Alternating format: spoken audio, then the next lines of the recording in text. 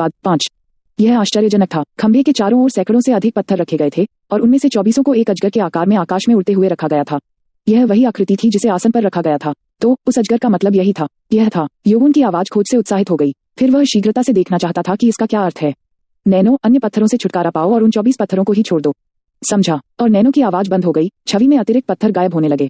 योवुन ने बचे हुए पत्थरों को करीब से देखा। सांस लेने के कौशल से संबंधित लेखन और शिक्षाएं थीं। हालांकि यह किसी अन्य सांस लेने के कौशल की तरह नहीं लगता था। यह क्या है? लेखन में कुछ रक्त बिंदुओं के माध्यम से आंतरिक ऊर्जा में एक निश्चित गति और प्रवाह की आवश्यकता होती है, और कौशल की गति बहुत परिचित थी। इन हरकतों को जानते हुए योवुन ने भौहें चढ़ा दी।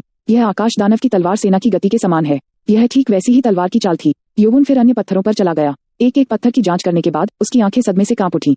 ओह माय, यह सभी तलवार की चाल से तलवार की चाल हैं। पत्थरों पर दर्ज सभी हलचलें आकाश दानव की तलवार 24 चालों के बराबर थीं। हालांकि उन सभी को संबंधित श्वास कौशल के साथ जोड़ा गया था और वह ड्रैगन के सिर से उसकी पूंछ तक जुड़ा हुआ था। यह अजीब है। यह वास्तव में अजीब है। यह अजीब था अगर ये चीजें सांस लेने के कौशल का प्रतिनिधित्व करती थीं। एक सांस लेने के कौशल में आमतौर पर एक आरामदायक स्थिति लेने के लिए बैठने या लेटने की आवश्यकता होती है, लेकिन यह तलवार की गति को प्रदर्शित करने के लिए तलवार की गति के साथ एक था। मुझे बस इसे आजमाना चाहिए। जब तक उसने कोशिश नहीं की, उसके पास पता लगाने का कोई तरीका नहीं था।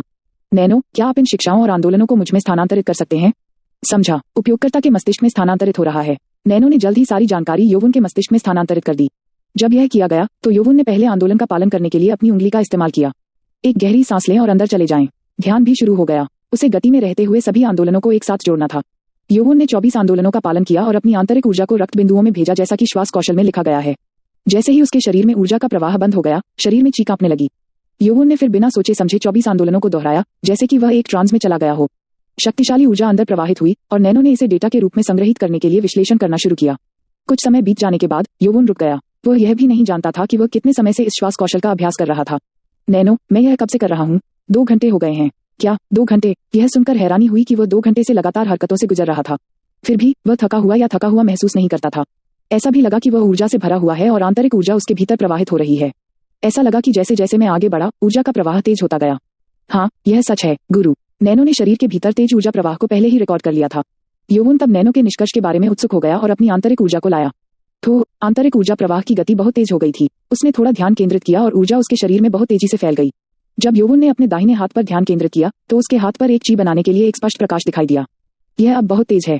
योवुन को अपने शरीर के बाहर ची को आकार देने की आदत नहीं थी, लेकिन त्वरित ऊर्जा प्रवाह के साथ ची को आकार देना भी अब बहुत आसान हो गया था।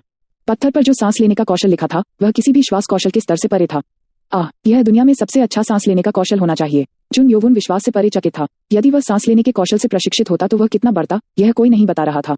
फिर योवुन केंद्र में स्तंभ तक चला गया। आकाश दानव की तलवार बल। अब वह जानता था कि इसे स्वॉर्ड फोर्स क्यों लिखा गया था।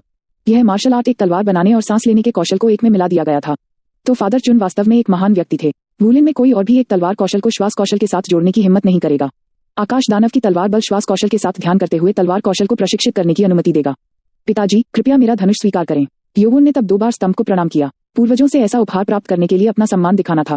योवुन फिर उठा। यह सौभाग्य की बात है कि मुझे यह पता चला। योवुन को खतरे में डालने के लिए बाकोह की कार्रवाई वास्तव में भेस में एक आशीर्वाद थी। अगर बाकोह को पता चल गया कि उसके जाने के बाद क्या हुआ, तो वह सदमे से एक झटके के कारण गिर सकता है। तो तब करने के लिए केवल एक ही काम बचा है। योवुन फिर खंभे के पास गया ताकि वह निशान मिटा सके।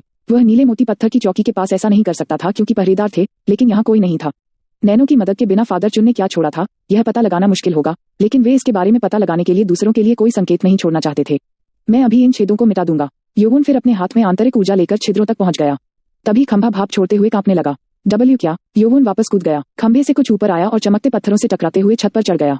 छत हिल गई और कुछ पत्थर जमीन पर गिर गए। योवुन चौंक गया था, लेकिन वह गिरते हुए पत्थरों को चकमा देने के लिए जल्दी से कूद गया। ऐसा लग रहा था कि झटका बहुत बुरा नहीं था, क्योंकि कुछ ही पत्थर गिरे थे। तो योवुन की आंख चौड़ी हो गई। जितने पत्थर गिरे वे 24 थे। बिल्कुल नहीं। फिर वह चला गया और मुंह फेर लिया। पत्थर वे थे जो sword force of the sky demon के आंदोलनों और लेखों के साथ थे।